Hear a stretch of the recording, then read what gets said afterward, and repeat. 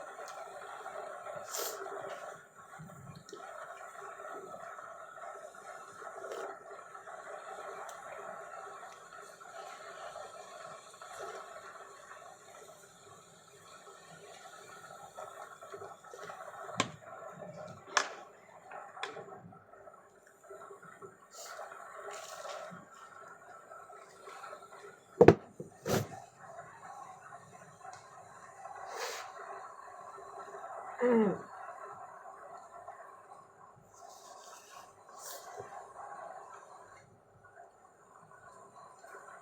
Natrangkaso ako guys.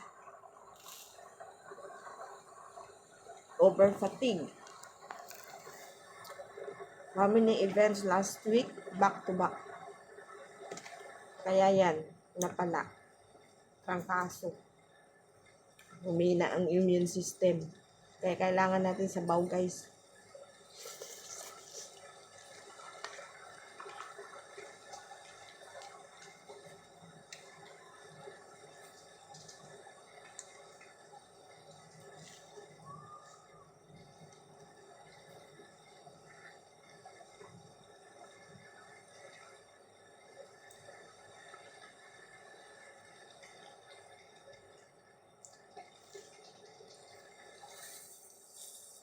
Mm.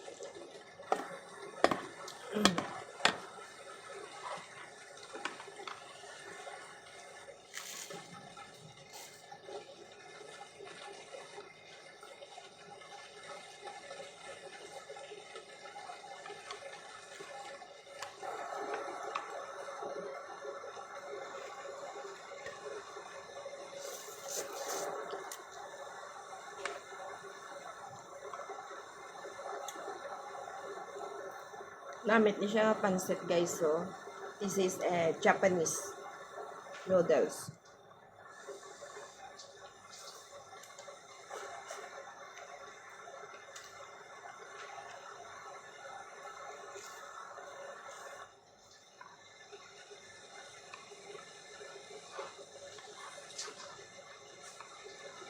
I used the soup, the leftover soup of our bok choy last night. Ito yung ginamit ko guys. Para dito sa sabaw. At least may lasa. Tapos nilagyan ko ng ilang peraso ng shrimp.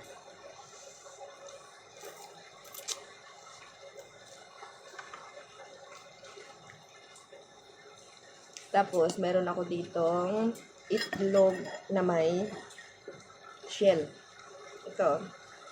May shell to guys. Yung kinuha naming mga shell last time. Ito siya. Yan. Nilagay ko siya scrambled egg. Ang sarap. Yummy. Diba? Hindi ka na kailangan bumili ng ulam. Marunong ka lang.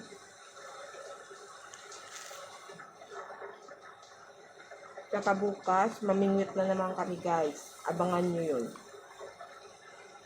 Naredy ko na doon yung hipon para sa pamingot namin kumain. I have it. It's shrimp. Salted shrimp.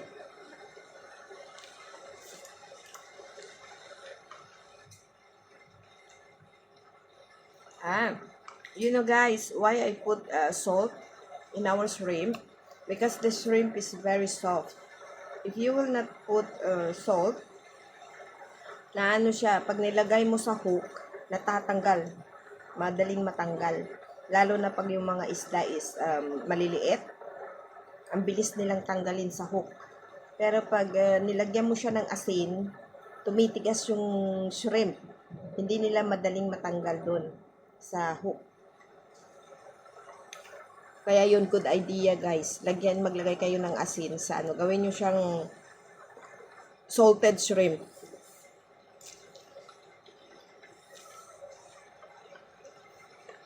Ang tawag sa atin yung buro.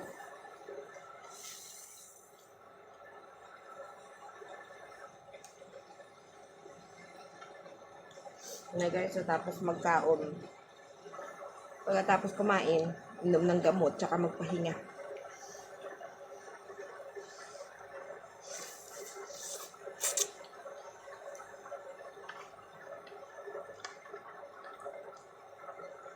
Kasi kanina pa ako nagugutom guys. Uminom ako ng gamot. Hindi ako kumain. Kaya parang nanginginig yung kalamnan ko. So right after na appointment ko sa doktor, pag uwi ito, naisipan kong mag-noodles kasi may natira kaming sabaw ng batchoy last night. So ito yung ginamit ko. Nilagyan ko na lang siya ng ilang piraso ng shrimp para may lasa.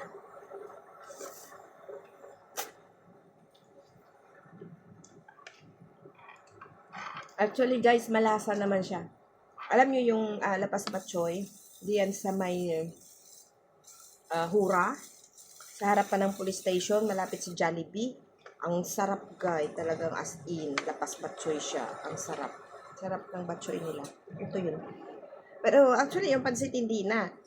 Yung pansit is, binili ko to siya ng dry. Masarap. Pakita ko sa inyo guys.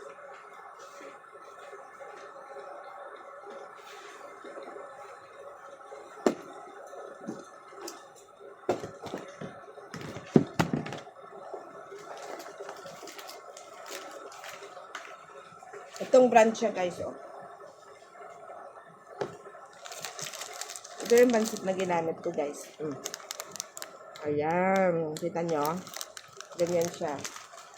Tapos, nakabukod siya guys. Kaya hindi siya mahirap yan o, nakatali. Nakabukod. Marami siya, yung isang balot. Ewan ko ilang peraso yung isang balot. Basta, ito yung pangalan niya. Tumo, ano yan? Yan. Masarap guys. Paborito ko to actually since nasa Hong Kong pa ako. Itong mga pansit ang binibili ko kasi masarap siya. Hindi siya maalat. Wala siyang lasa. Sumisipon ko guys.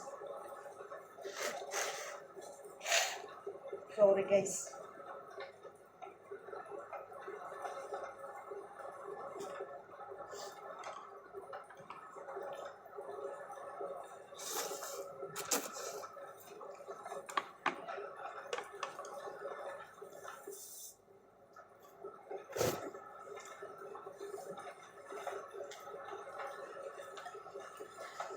Actually guys, mahilig ako sa soup, noodles. Gusto ko yun. Saka marunong ako mag-invento ng sarili kong sabaw. Alam mo yung masarap, simpleng sabaw lang. Kaya lang ito, hindi ako nakapaglagay ng gulay kasi wala kaming gulay, wala kaming stock. Nasira yung ref namin kaya hindi pwedeng mag-stock. Pag nagluto ka, bibili ka sa baba. Kalimutan kong dumaan kanina, galing sa clinic. Pag uwi, diretso na ako sa bahay kasi sobrang init sa labas, guys. 40 degrees, mahigit. Kaya sobrang init. Buti naka-e-bike. Ka-e-bike ako, guys.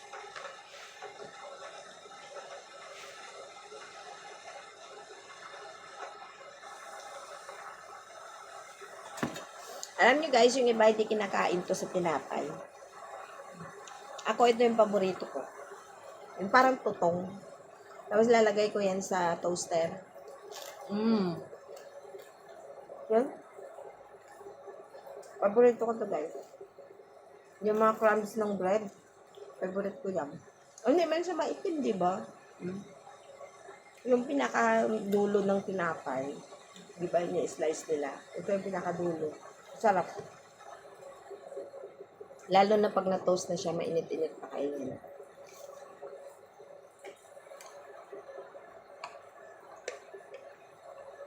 Bukas guys, abangan nyo, mag-fishing kami ha.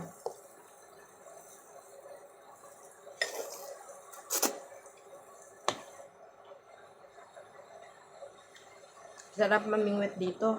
Pero sana pag nag-fishing kami bukas, wala nang walang bombahan, walang lumilipad na lumilipad na missile sa taas. Kasi usually yung alis namin pag nag-fishing kami, kasi nga summer guys dito sa Bahrain. So, pag umaalis kami dito is 4 o'clock ng madaling araw. So, yung nagliliparan yung mga missile galing ng Iran is 4 o'clock. Kanina nga, na oras yun? 5 o'clock na yata yun, past. Yung nagsiliparan yung missile nila, malapit lang dito sa amin guys. Nasa likuran lang guys. Nakikita pa nga namin nung na-intercept nila is nakita pa namin yung usok. Ang itim. As in. Nandyan lang sa likuran namin. Actually, hindi naman nila tinitira yung mga residential building. Yun lang, pag accidentally, na matamaan yung, pag na-intercept nila, natamaan yung missile, at nahulugan ng debris yung mga building yun, may tendency na masusunog. Syempre, yun ang delikado. Lalo na kami is naandito kami sa rooftop at saka hindi naman to kagandahan ng bahay namin. Lang siya, lumang building. Kaya, alert din kami. Pag nagsirin na yung ang cellphone namin is lumalabas kaming lahat doon sa terrace. Tinitignan namin. At least guys, pag nandoon kami, in case na nakita namin malapit lang sa amin yung mahuhulog yung mga at least makababa kami sa baba. At least pag nasa baba na kami, hindi na kami, safe na kami doon kasi may, may harang na yung floor. Yan. Kaya yun. Pagka every time na mag-sere, nasa labas na kami. Hindi naman guys yung as in na nakakatakot siya. Pero magugulat ka sa pag pumutok kasi ang lakas guys, as in. Yung dibdib mo parang boom! Gumagano sa dibdib. Grabe. Ngayon ko lang naranasan. Bakit ganito balaka ako pag yung mga missile. Pero yung drone hindi ko pa nakikita. Kasi nung nag-umpisa yung gera dito is February 28. Tama-tama, February 12, umuwi ako ng Pinas ng bakasyon. So, 28 is nandoon ako sa Pinas, kaya hindi ko naranasan. Supposed to be na babalik ako is 1 month vacation lang, na-extend ako kasi nga nag-close yung airspace ng Bahrain. So, hirap guys. Pero pinilit ko pa rin bumalik kasi sa Pilipinas, wala naman tayong gagawin dyan, wala tayong trabaho, paano natin pakakainin ng ating pamilya. Alam mo yun guys. Wala. Talagang ang hirap ng buhay sa Pilipinas guys. Kaya halos lahat ng mga Pilipino is gustong mag-ibang bansa. Gawa nga na pag nasa Pilipinas ka, mahirap ang buhay as in. Ngayon, nung bumalik na ako dito, ngayon ko lang naranasan. 1 month din yata. 1 month, 2 months. Yung nila dati, palugit na yung mag-ceasefire sila ba? 2 months. Na mula nung dumating ako, walang ingay, as in normal ang buhay ng tao. Alam mo yun? Tapos, itong last week lang, doon na naman nag-start na na naman yung Iran ng mga missile dito sa Bahrain. Okay lang guys. Tapang lang. Saka nandyan naman si Lord na mag-protect sa atin. Kaya kapag oras na natin is oras na natin guys. Mag-pray na lang tayo. na keep safe niya tayo. At least, nandiyan siya lagi sa atin.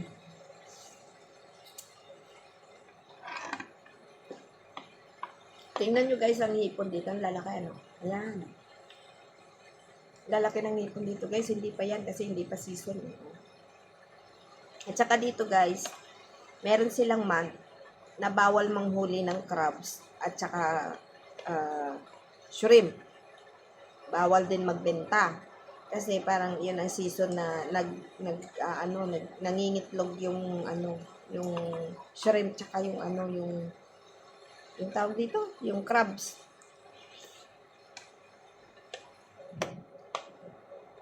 Sarap guys. Sana ako nandito kayo, patikin ko sa inyo to. Ang sarap asin. Tsaka pag gusto nyo gumawa ng soup guys, yung sa inyo lang, sarili nyo, maglaga kayo ng tubig. Kahit na walang karne, simple lang. Pakulo kayo ng tubig. Lagyan nyo ng chicken broth or yung chicken cubes. Or anong gusto nyo, beef, pwede rin. Or pag vegetarian kayo, pwede rin yung vegetable. Yung alam nyo, yung ano lang, yung broth lang. Lagyan nyo yun. Bali, yung isang litro, lagyan nyo siya ng isang ganun. Isang cubes. Timplahin nyo yan. Lagyan nyo na kung naglalagay kayo ng magic sarap. Kasi hindi naman yun guys masama eh. Yung maglagay ka ng betchin, tsaka magic sarap. Basta, wag lang sobra. Kasi nga sabi nila is, ang sobra is nakakasama ng katawan. Nakakasama din pag sobra. Tamang-tama lang. Yung may lasa lang. Tapos guys, lagyan nyo ng paminta. Konting pala guys, asin. Tapos, konting asukal, yung pambalansin ng lasa. Kasi pag naggawa kayo ng sabaw, kailangan may konting asukal. Pansinin nyo guys, lasahan nyo yung sabaw na walang sugar na konti lang. Huwag madami, syempre. Yung sabaw na may konting asukal kaysa doon sa sabaw na plain na walang asukal, asin lang, tsaka betchin. Iba ang lasa guys. Kaya ako pag nagluluto ako na lalo na sabaw, naglalagay ako ng konting asukal para pambalansin ng lasa. Kaya niyo ha, cook ako ha, hindi ako. Pero yan, ito, masarap. Subukan niyo minsan.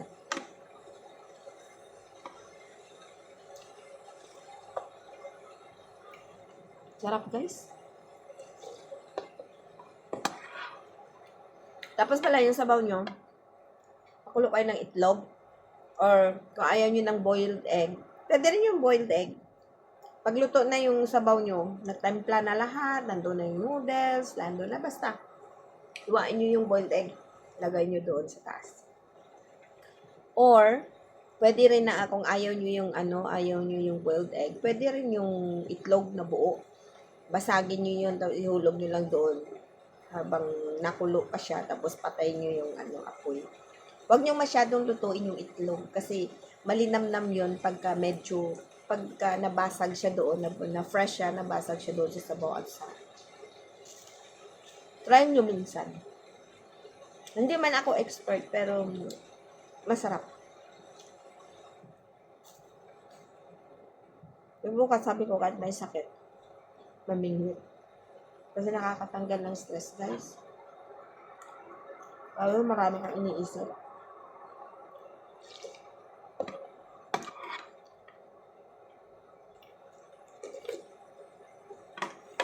Normal lang sa atin yung problema. Lalagpasan yan lahat ng problema. Diba guys? In Jesus' name.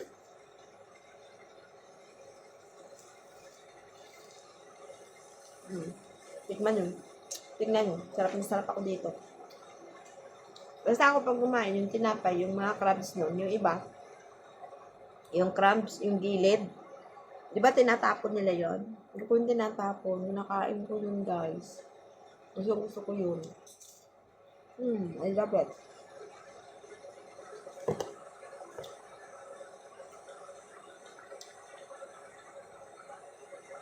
Tapos pagka gusto nyo, yung sabaw nyo, yung Thailand na, yung Chinese, gano'n. Maglalagay sila ng, ng chili sauce. Nagaya nito, guys, oh. Pagla ko sa inyo. Lalagay sila nito sa sabaw. Kahit na anong chili sauce. Lalagay nila yan. Pag gusto mo maanghang. Ako kasi inuubo ako kaya konti lang. Naglagay lang ako ng paminta, black pepper na powder. Kasi pag sobra guys, maano rin sa lalamunan. Makaubuhin ako. Yan o, meron pang nalit na atay kagabi. Atay ng baka. Kasi doon guys sa Lapas Batchoy na yan, sinasabi ko sa inyo, halal doon. Kumbaga is halal, walang baboy. Kaya may mga Muslim din na ibang lahi na kumakain doon. Sarap.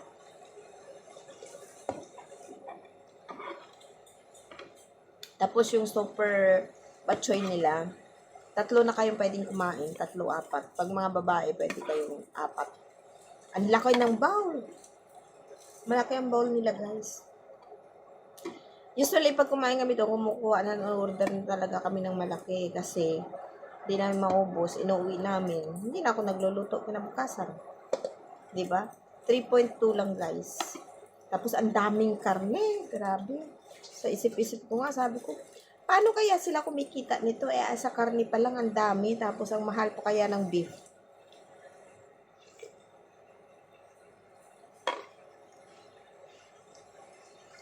Kaya lang kasi syempre gusto nilang maghakot ng nila, customer.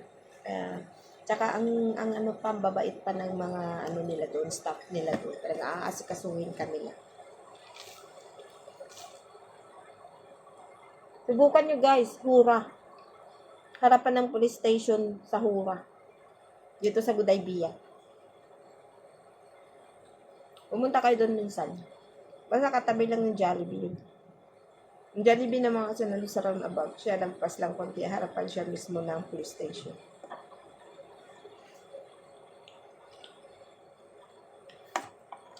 Nakain ka man ng baboy o hindi, pwede kang kumain doon kasi halal yung pagkain nila. Only chicken, beef, ganun lang sila. No pork sila, kaya yung batchoy nila is hindi baboy. Yung batchoy nila is beef. Sarap. So, sige guys, hanggang dito na lang. Abangan nyo bukas. Mag-fishing kami, okay? Thank you for watching. Bye!